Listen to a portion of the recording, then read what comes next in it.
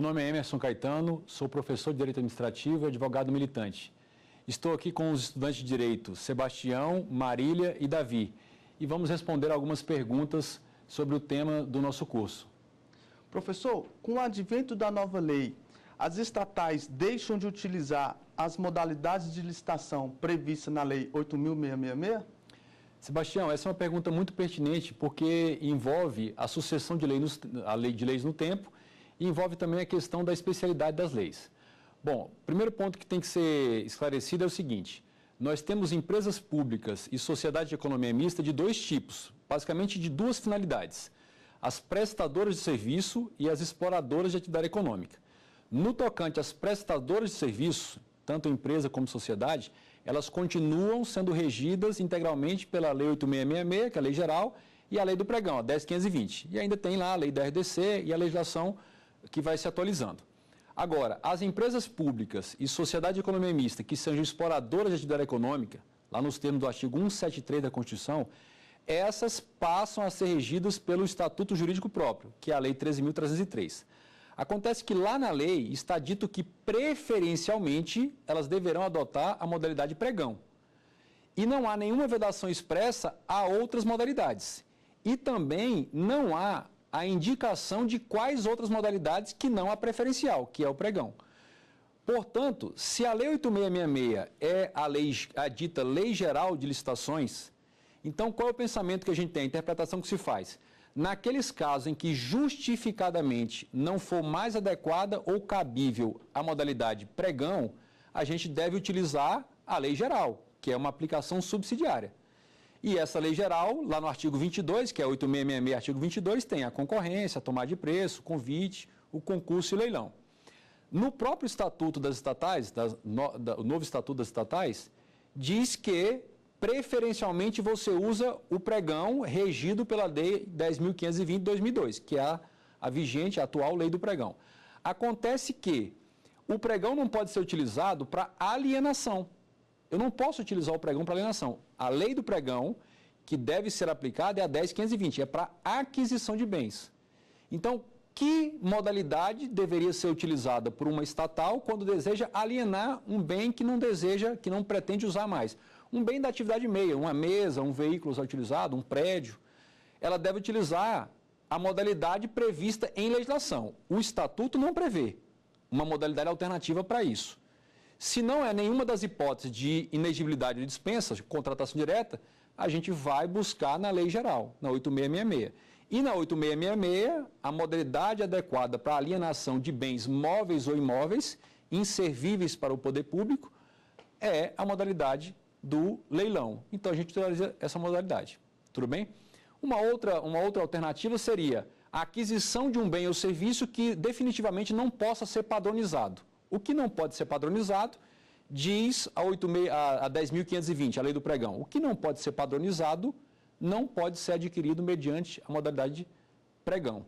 Então, restaria o quê? Ou concorrência, ou tomada de preço, ou convite, observado aqueles requisitos, aqueles limites lá de valores.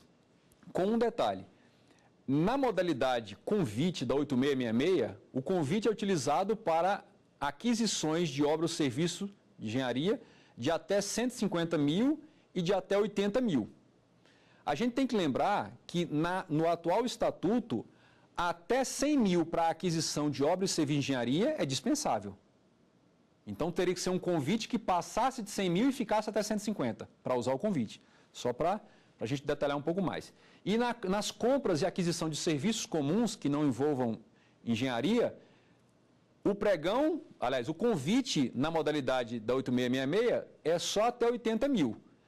E no estatuto é dispensável até 50. Então teria que ser algum tipo de convite, alguma hipótese imaginável que ficaria acima de 50 e até 80 para você enquadrar o convite. Então, feita essa ressalva, a gente poderia sim utilizar as modalidades da 8.666, observar esses parâmetros e esses critérios de harmonização de uma lei especial posterior e uma lei geral, que é a Lei Geral das Licitações. Vamos à próxima pergunta? Professor, a quais instituições pode se aplicar o Estatuto Jurídico da Empresa Estatal?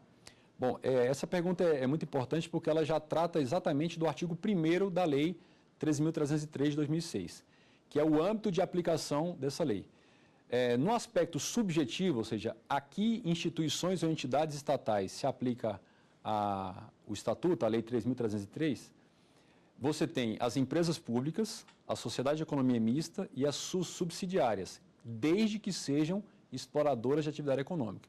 Porque, como eu já mencionei, vale reforçar, empresas públicas e sociedade de economia mista que sejam prestadoras de serviço público por descentralização do Estado, essas vão continuar seguindo a Lei 8.666 e a 10.520, que são as leis que regulam, em regra, a licitação.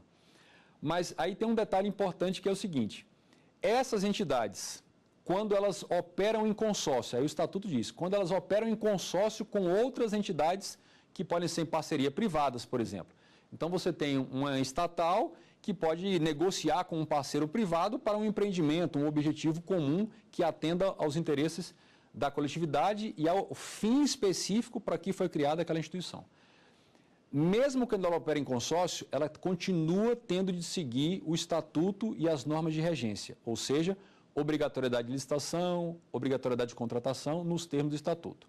Portanto, se você tem uma empresa privada que em algum momento faça uma parceria, um consórcio com uma estatal dessas, essa empresa privada já sabe que nesse empreendimento, por estar envolvido uma estatal, essa estatal, compondo esse consórcio, terá que licitar representando o conjunto dos parceiros ali. Então, esse é um aspecto importante. Então, eu poderia dizer que essa lei se aplica a uma entidade privada? Não, ela não está sendo aplicada a uma entidade privada que está cooperando em parceria com o Estado. Ela está sendo aplicada por conta da permanência de uma estatal ou a existência de uma estatal nessa parceria ou nesse consórcio. Ela está sendo aplicada à estatal, que acaba forçando o grupo ter de licitar por conta dessa estatal. É a interpretação que se faz. Então, esses são os limites. Sempre empresa pública, sociedade, subsidiárias, ainda que estejam atuando em consórcio para um determinado empreendimento com uma empresa puramente privada. Então, esse é o limite. Vamos a mais uma pergunta. Pergunta do Davi agora. Professor, pode existir mais de uma empresa estatal para a mesma finalidade econômica? E como ficaria a atuação e a concorrência entre elas? Bom, Davi, essa pergunta nos remete lá ao artigo 173, que é o seguinte. O primeiro ponto, a nossa premissa. A Constituição não autoriza como regra o Estado criar empresa pública ou sociedade de economia mista para explorar diretamente a atividade econômica. Em outras palavras, a Constituição veda a intervenção direta no Estado na atividade econômica, no domínio econômico. Mas há duas exceções, por relevante interesse coletivo e por questão de segurança nacional. Ótimo. Por imperativo de segurança nacional. Muito bem. Aí, bom, havendo a justificativa, em tese e constitucionalmente, não há a vedação de você constituir mais de uma estatal para operar no mesmo ramo. Mas o que você pergunta é, na mesma atividade, tendo o mesmo propósito, aí você tem que avaliar o seguinte: primeiro, nós não temos União, Estados, DF, município? Eu posso ter uma instituição financeira criada pela União e uma criada pelo DF. E elas operarem apresentando basicamente a mesma carteira de produtos e disputando os mesmos clientes, ou uma significativa parcela dos mesmos clientes.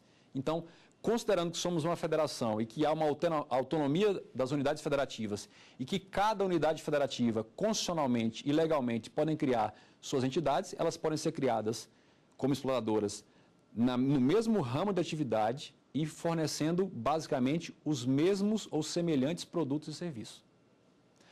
Aí a gente poderia avançar um pouco mais na sua questão. E a União? A União poderia criar duas no mesmo ramo?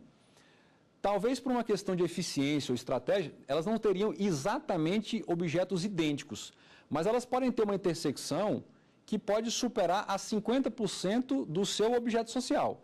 Vamos exemplificar aqui. Você poderia ter o Banco do Brasil, que atua como instituição financeira, e a justificativa de relevante interesse coletivo para a existência do Banco do Brasil não é exatamente igual à justificativa de relevante interesse coletivo para a existência da Caixa Econômica Federal, mas que eles oferecem no mercado uma concorrência de serviços que atraem um grupo semelhante ou uma parcela significativa dos mesmos clientes? Sim.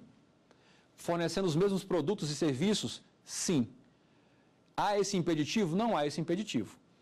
exatamente idênticos seria até difícil você imaginar, mas também não há esse impeditivo constitucional, nem esse impeditivo infraconstitucional. Não por uma regra, talvez por uma questão de princípio de eficiência, você poderia chegar a essa conclusão, mas não há nem essa consolidação na jurisprudência e nem uma regra proibindo. Agora, essa intersecção de fato existe, tanto no nível de interfederação, como no nível da própria unidade federativa. Então, essa é a lógica que a gente segue com base na Constituição e no Estatuto que está valendo agora.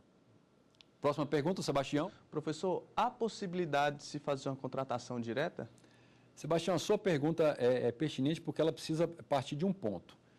O ponto de partida dessa pergunta é possível fazer uma contratação direta? O que é a contratação direta? O primeiro ponto de partida.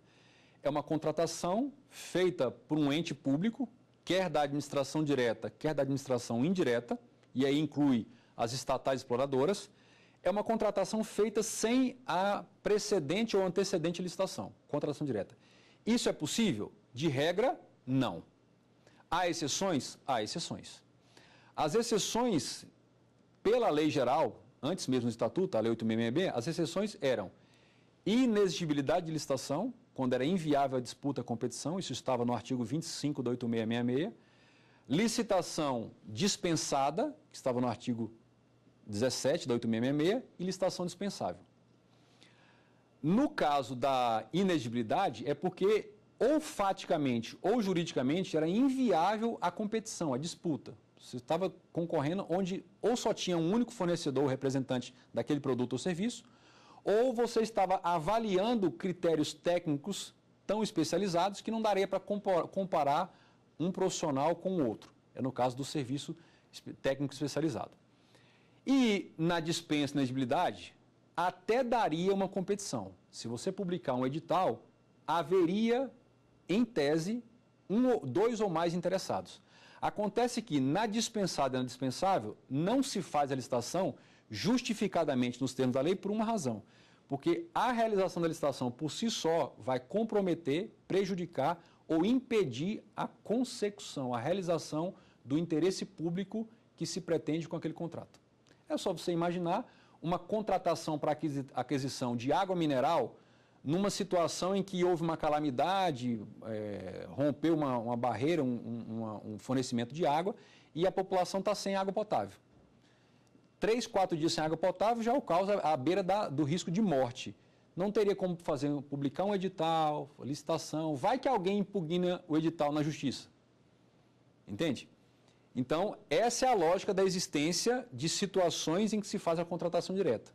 Então, no Estatuto Jurídico das Estatais, Lei 13.303, há a previsão de contratação direta? Perfeitamente. Salvo engano, é o artigo 28, a contratação direta. Essa contratação direta, ela é por inexigibilidade, e aí houve uma ampliação do rol exemplificativo, das especificações. Há a contratação por licitação dispensável, houve algumas inovações e a repetição do que já existia na 8666. E aí tem um detalhe, no que tange a licitação dispensada, só foram incluídas duas hipóteses, basicamente. É a hipótese da estatal estar contratando para a sua atividade fim, comercializando o seu produto, o seu serviço, a sua expertise com o cliente. E a outra hipótese é quando ele quer contratar uma parceria ou um negócio em que é fundamental ele escolher o parceiro, escolher o melhor negócio. Então, se eu quero escolher um melhor parceiro, uma empresa privada, para montar uma parceria, ou de meio ou de fim, para entregar um produto ou um serviço, então fazer a licitação tira da estatal o planejamento estratégico e a melhor avaliação do negócio. Então, você tem essa outra hipótese. Em resumo, é possível a contratação direta, o Estatuto não mudou isso. A tendência clara na lei é que ele tenha ampliado e deixado muito mais claro essas hipóteses, por questão de transparência, que até conecta com a ideia de governança corporativa.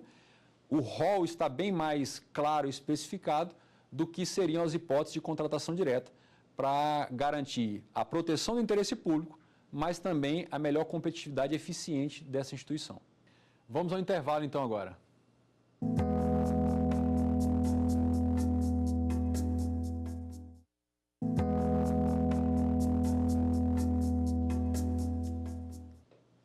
Estamos de volta com mais uma pergunta. A estudante agora é a Marília, que fará a sua pergunta. Professor, a nova lei, a 13.303, é coerente às modalidades licitatórias da 8666?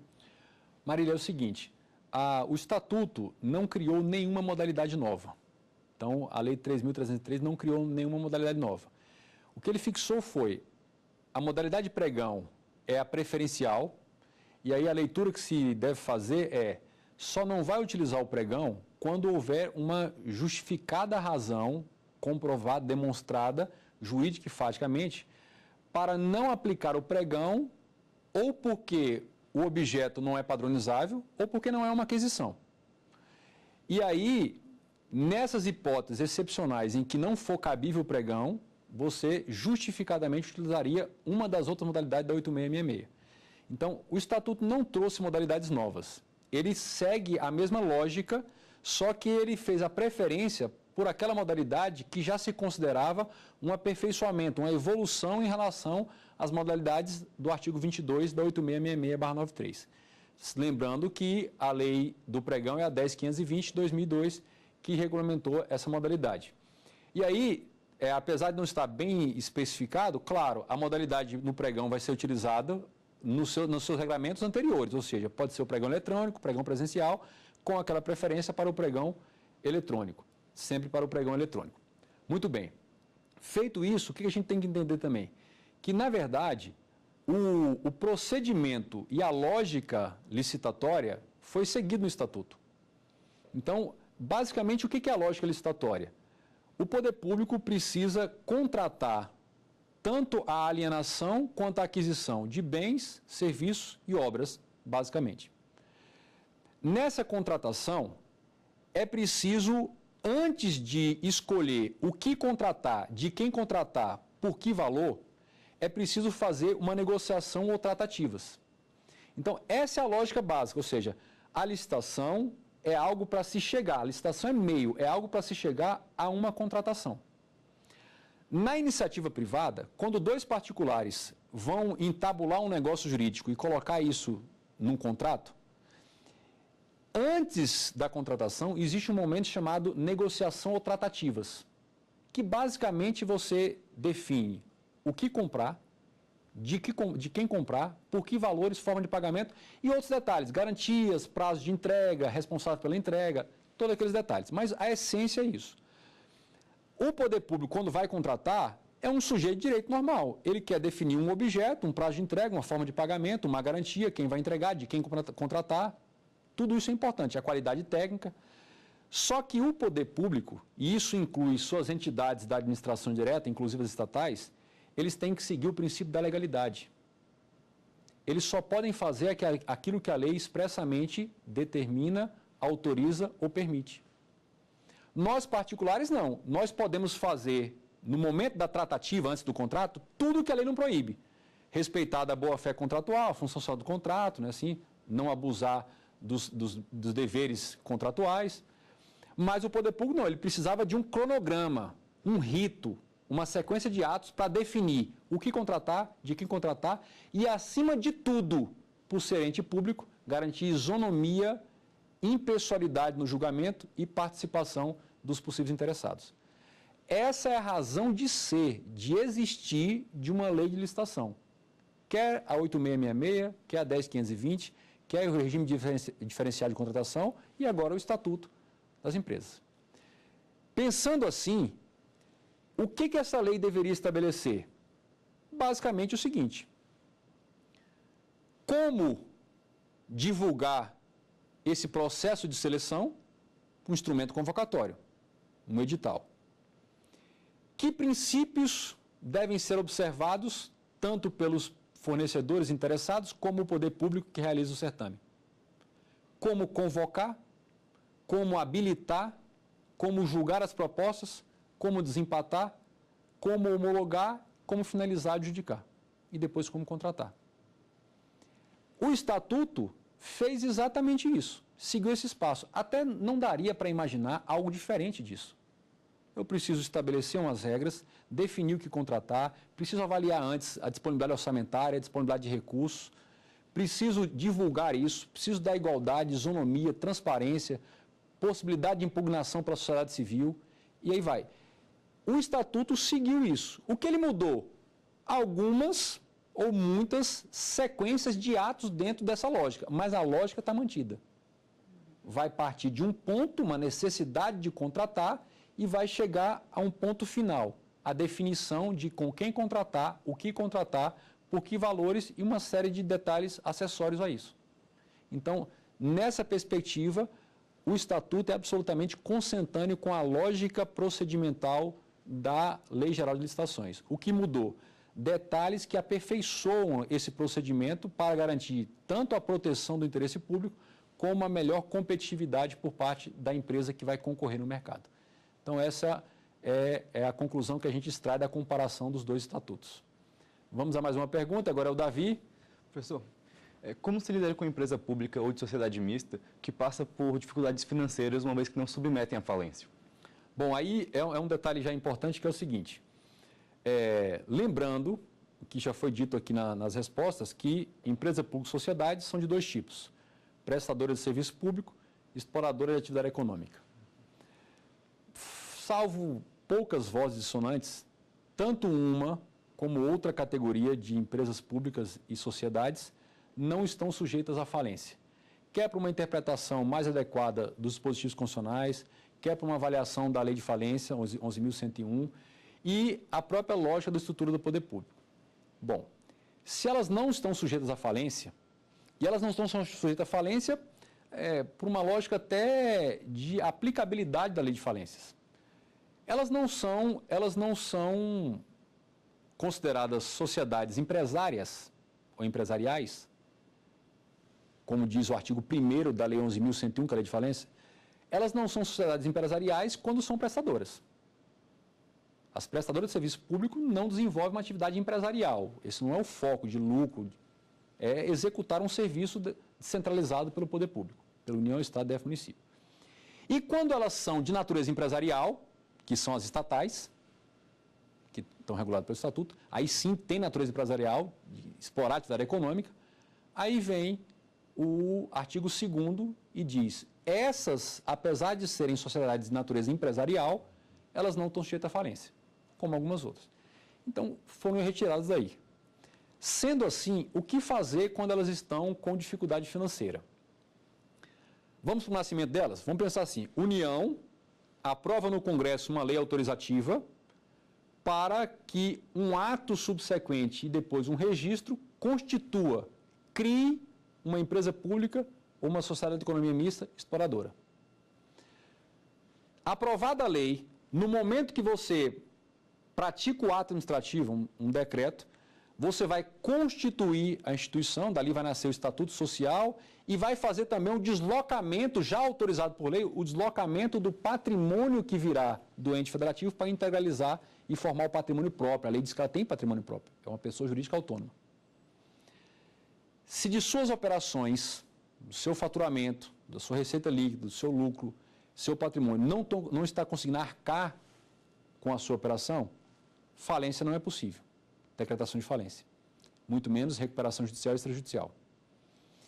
Não posso também, e isso está expresso no Estatuto e na própria Constituição, ingressar com uma ação dos credores dela diretamente contra o ente federativo. Porque a responsabilidade do ente federativo, já consagra a doutrina e a jurisprudência, é subsidiária. Subsidiária em que sentido? Só posso direcionar a ação cobrando os débitos da estatal para com terceiros contra o ente federativo que a criou, se ela for extinta. E a extinção é como? Lei autorizativa, ato desconstitutivo, cancelamento do registro. Na junta comercial, por exemplo. Entende? Então, o que se faz? Vai ingressar com a ação. Aí você tem duas alternativas. Uma alternativa é o ente federativo que a criou, percebendo que ela não tem sustentabilidade econômico-financeira, extingue e assume todo o passivo.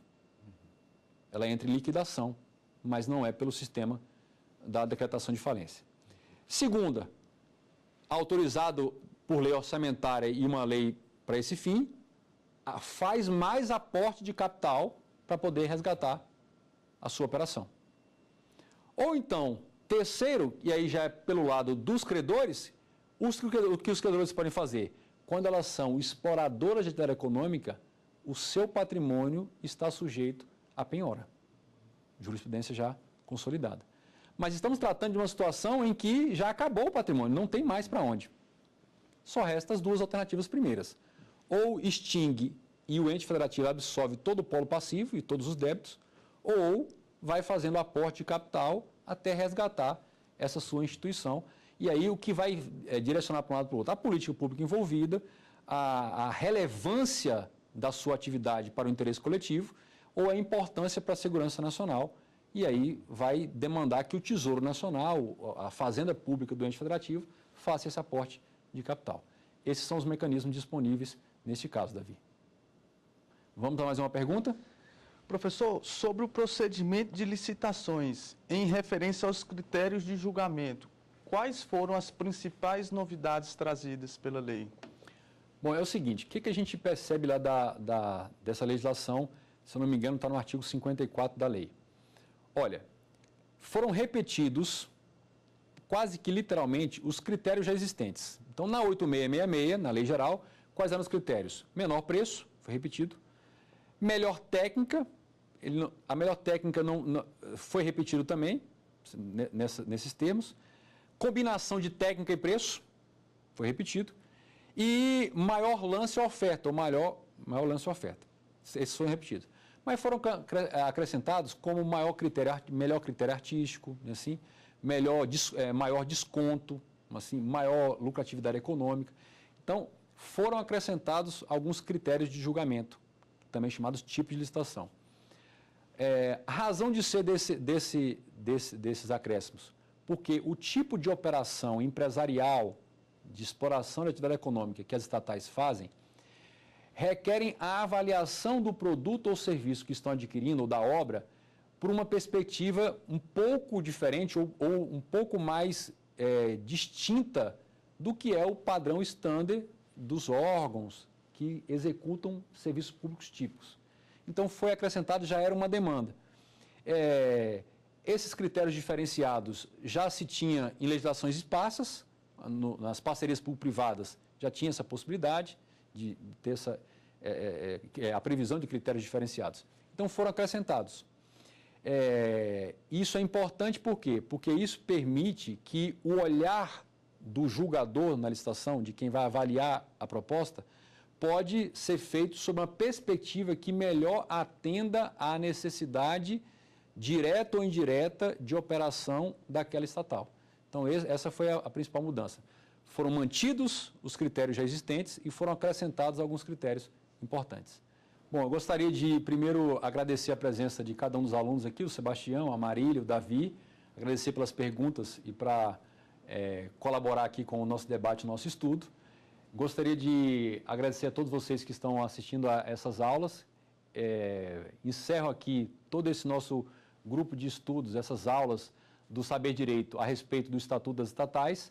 Convido-os a assistir a outros cursos de vários outros professores renomados e também relevantes para a sua preparação e nos vemos numa próxima oportunidade. Ficou com dúvidas? Então mande um e-mail para saberdireito@stf.jus.br. E você também pode estudar pela internet. Basta acessar o site tvjustiça.jus.br.